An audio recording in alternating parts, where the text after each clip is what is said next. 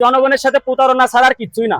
হঠাৎ করে এইভাবে গ্যাস সংকট কিভাবে হলো? গ্যাসের খনি কি বন্ধ হয়েছে? এরকম এত গ্যাস সংকট দেখা দেয়নি। হঠাৎ করে 10টা পাম্পের ভিতর 4টা পাম্প বন্ধ, আর যেগুলো খোলা আছে প্রেশার নাই, টাইম নাই, নানান রকমের ভাউতাবাজি কথাবার্তা বলে তারা আমাদেরকে ভোগান্তির মধ্যে ফেলায়।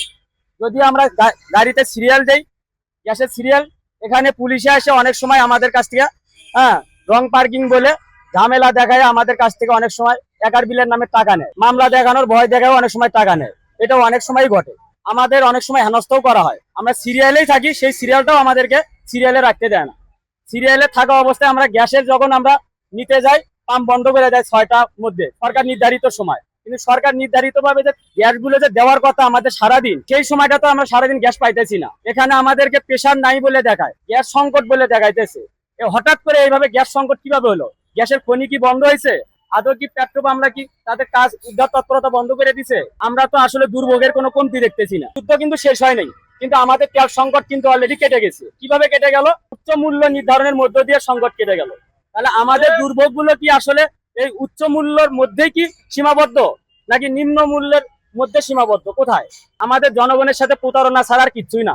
এই প্রতারণা কারা করতেছে? অবশ্যই সরকারের আমলারাই করতেছে। এটা আমাদের জনগণকে জনদুর্ভোগের ফেলায়া তাদের এই সমস্যা তারা ঝোলায় কেন রাখবে? একটা যাত্রী, সে একটা অসুস্থ রুগী নিয়ে হাসপাতাল যাবে, তার কাছে ভাড়া আছে 400 টাকা আপ ডাউন।